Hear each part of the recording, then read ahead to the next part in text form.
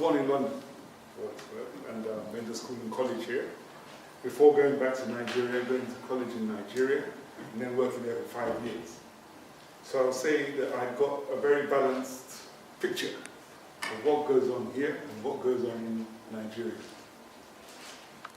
Now, I'm of Nigerian parentage, and Nigeria is a population of 150 million people. And they say that for every 5 Africans in the world, 1 is a Nigerian.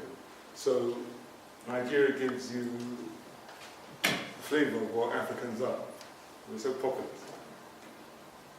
In Nigeria, you have 3 main tribes amongst them: the Yorubas in the west, the Igbos in the east, and the Hausas in the north. And the British, when they came to Nigeria, had their first contact in the west. They came through the west, where it's mainly where the Yorubas were. And that impact caused a dissemination of Africans throughout most of the world as we know it today. The West Indies, the Americas, and even in the UK. The first black population in the UK was in Liverpool from the 14th century.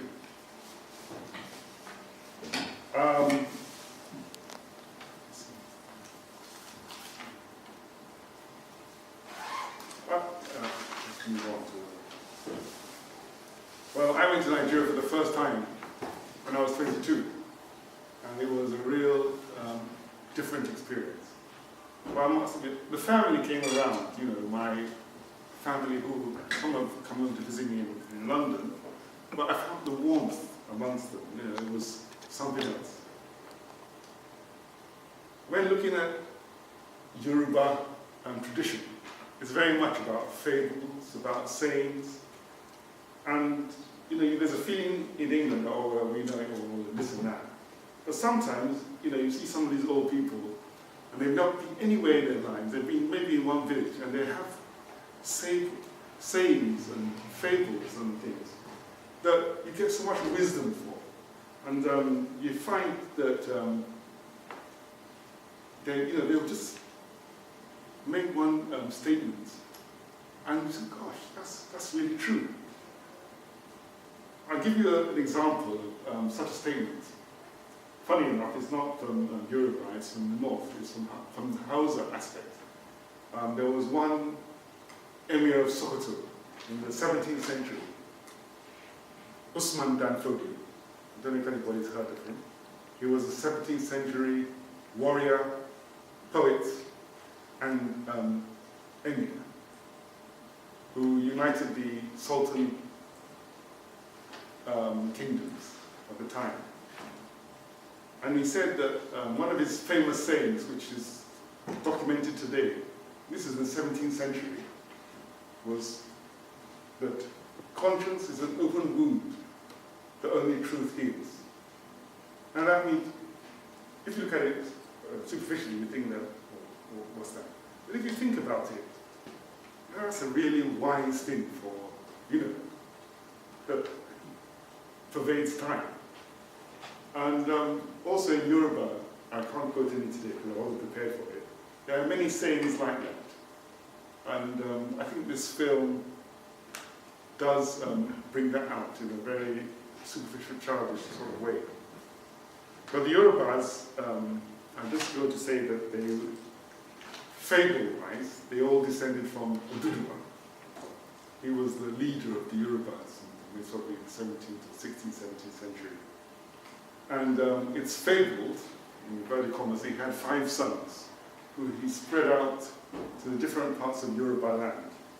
And they were made kings, obas, in the different aspects which descendants still reign today. So you've got the Alake in Abeokuta, the Alafi in Oyo, the Awujale in Ijebu, the Oba in Benin. These are very famous obas, and they're leaders in the country. They're not the presidents, they're not the military governors or anything like that, but still to this day, many people in Nigeria, native, they revere to these people. They seek leadership from them. and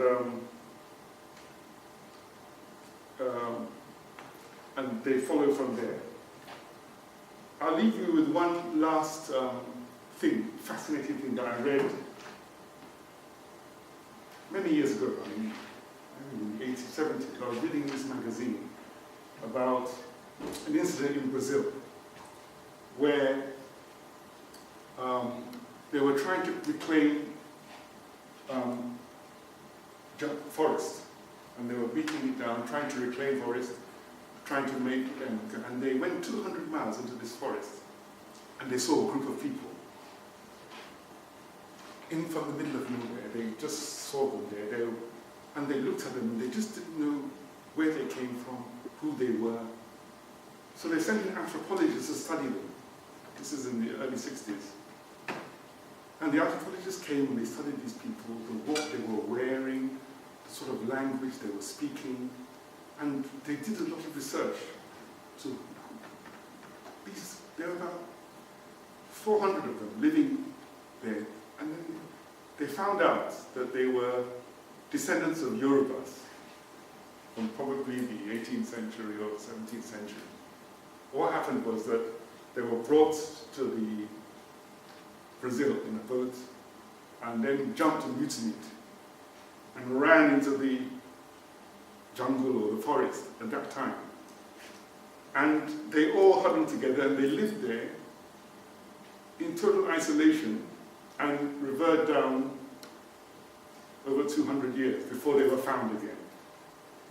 And when they listened to their language and the way they were behaving, the way they were behaving, they were an offshoot of Yorubas in West Africa.